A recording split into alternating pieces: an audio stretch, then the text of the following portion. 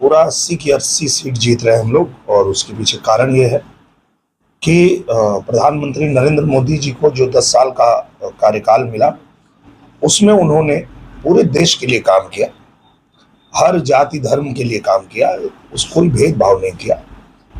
तो उसी के दम पे अब जनता कह रही है कि हम भी बूथ पे जाएंगे, कमल का बटन दबाएंगे और 400 सीट जीतकर 24 में फिर मोदी ही आएंगे।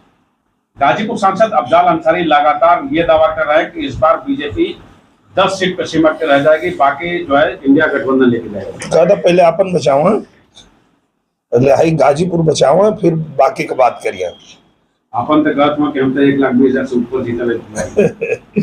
ये जो राजनीति ये लोग जो पुराने जमाने से करते थे, अभी भी वही फंसे हैं, इसीलिए ये लोग भ्रम में हैं। मोदी जी ने पूरी राजनीति बदल दी। मोदी जी ने अब राजनीति वो कर दिया है कि आप सांसद हैं तो क्षेत्र में रहिए, जनता के लिए काम करिए, और जब सदन चले तो सदन में रहिए। मैं सदन में गया, चूंकि मेरा घर गाजीपुर है, मैं अब मेरे कान तरस गए एक बार गाजीपुर का नाम सुनने के लिए कि कोई गाजीपुर का नाम ले ले यहाँ सदन में। लेकिन गाजीपुर के ये सांसद थे और मुझे लगता है कि एक दिन नहीं गए होंगे सदन में। ऐसा आदमी क्या करेगा गाजीपुर के लिए?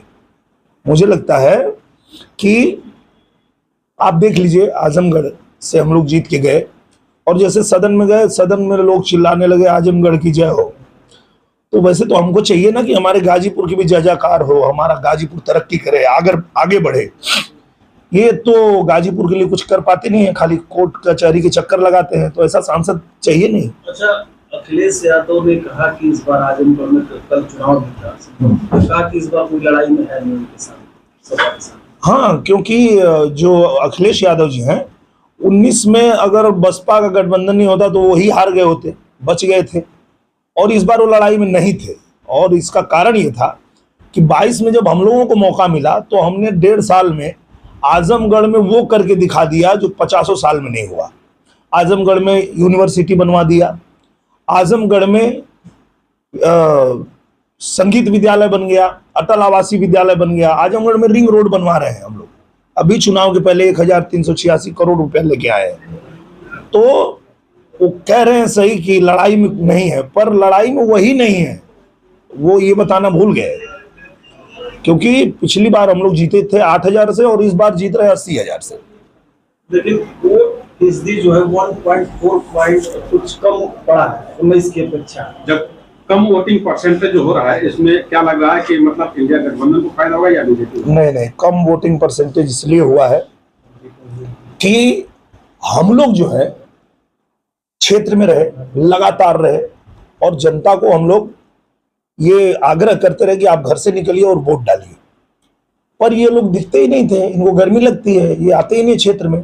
तो इनके वोटर भी हताश हैं, वो भी नहीं आ रहे हैं। उनको पता है कि इनका कुछ होना नहीं है, ये जो इंडी गठबंधन है खत्म है, उनका कौन प्रधानमंत्री बनेगा उनको पता ही नहीं है।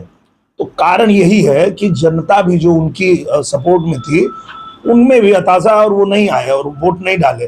बीजेपी का तो पूरा दबा के एनडीए का वोट पड़ा है, और इसी दम पे तो कह रहे हैं कि 400 सीट जीत के आ रहे हैं हम लोग। सांसद जी, अगर हम बात करें तो पिछली बार इन्हीं अफजाल अंसारी के लिए अखिलेश यादव जो है लड़ाई हुई थी, पूरे पारिवारिक कुनबा में लड़ाई हुई थी, और इस बार जो बसपा के सांसद होते हुए भी समाजवादी पार्टी का टिकट उन्होंने दे दिया था। इसको क्या समझा जाए, क्या समीकरण है ये? कुछ नहीं, इनका वही पुराना खेल है। ये लोग हमेशा गुंडे, माफिया, अपराधी जो ऐसे लोगों को ही सह देते हैं। आजमगढ़ में भी ये लोग जब इनको 10 विधायक मिले, 10-10 विधायक, तो किया क्या इन्होंने? आजमगढ़ में ये गुंडों को सह देते थे, माफियाओं को सह देते थे, आतंक का गढ़ बना दिया आजमगढ़ को। वो तो 1.5 साल में जब हम लोग आए हैं तो जाके वहाँ की छवि बदली है। 22 फिल्मों की शूटिंग हो गई 1.5 साल में। अब कोई डरता नहीं आजमगढ़ में आने से, और आजमगढ़ के पहचान को इन लोगों ने खराब कर दिया था। और अब जो है हम लोग वहां जब संगीत विद्यालय बनवा दिए तो अब दुनिया से बच्चे वहां संगीत की शिक्षा लेने आ रहे हैं, कोई कट्टा खरीदने नहीं आ रहा है। पर समाजवादी पार्टी को जब मौका मिलेगा तो वो यही करेगी, उसके चरित्र में यही है। गुंडे, माफिया, इन्हीं को सह देना, उनको पालना, ये उनका काम है। दिनेश जी, कहा जाता है कि अखिलेश यादव के दीवाने हैं यादव मतदाता।